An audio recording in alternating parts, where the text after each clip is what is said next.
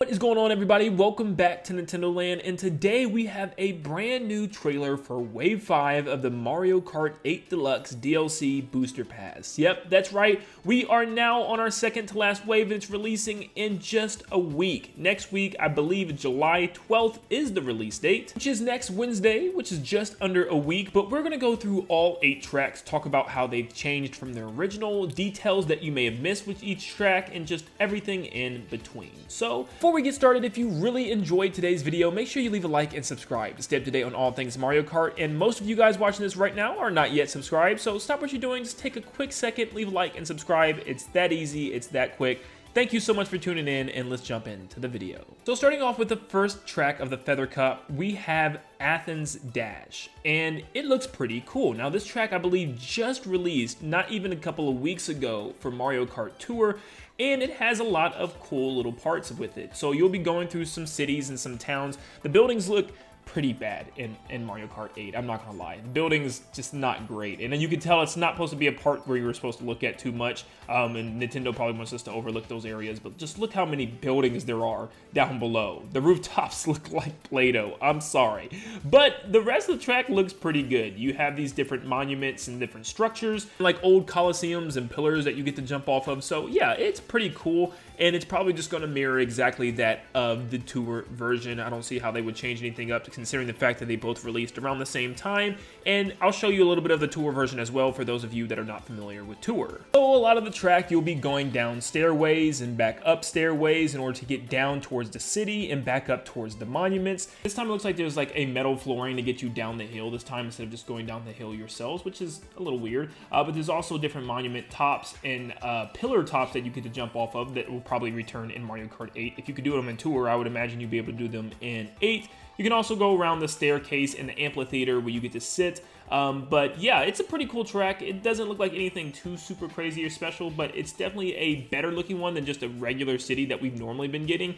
So yeah, I'm looking forward to it. There's also cannons that throw you into caves and stuff, and yeah, it's gonna be a fun track. Daisy Cruiser comes back from Double Dash, and it has the Tour aesthetic of more Daisy everywhere, as the inside is now themed after Daisy based from Mario Kart Tour, and you also have flight sections in the beginning towards the top of the boat, which gives you a better panoramic view of the entire ship, and you also have that same shortcut you can see with the little water hole as you're going through the bottom of the ship, which is pretty cool. Moonview Highway makes a return from Mario Kart Wii, which threw a lot of us off. This one was kind of, you know, a surprise. There are lots of cars once again on this highway, with the bomb car once again making a return. Watch out for that. The shortcut is still on the side of the cliff in the beginning, and you still have the main section obviously going through the city with all the speed boost and the little panels that open and close when you have to enter the city and exit the city, which is a really nice touch once again. It looks pretty faithful, and once again, this also just released on Mario Kart Tour not too long ago.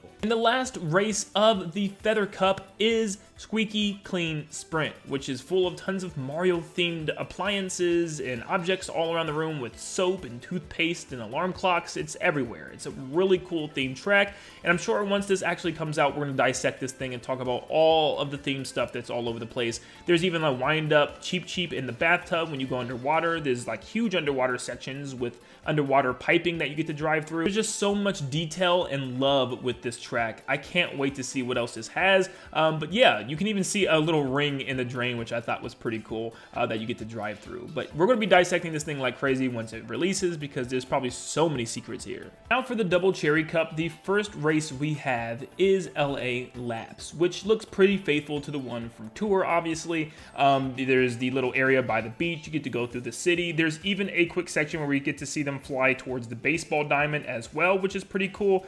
But one thing we do not see yet is the oil fields, which looked like it was going to be unlocked for the Mario Kart 8 version, as I believe in Tour it wasn't accessible yet. It was kind of blocked off as if like Nintendo didn't want us to have that access yet. And a lot of people thought that that was going to be a lap in Mario Kart 8, so we still haven't seen it. We're just going to have to wait and see. Also, they thankfully changed the music because I couldn't stand it in Tour. It just had like these bunch of guys saying bup, bup, bup, bup all the time, and I don't know, I didn't like it. It was more a cappella this time. Like, they kind of use actual music notes, and it sounds a little bit better. I've always been a hater of this song, I'm sorry. The long rumored Sunset Wilds is finally here, and it is very faithful. It is very beautiful looking. I don't know how to say this because it is a very basic track, but it is so nice looking. I love the details of the rocks and the sand. It's one of the better looking ones for sure, and it also still has that giant arch right before the finish line again. The tents are there, the Shy Guys are there, the giant Bowser footprints are there. It's definitely all here.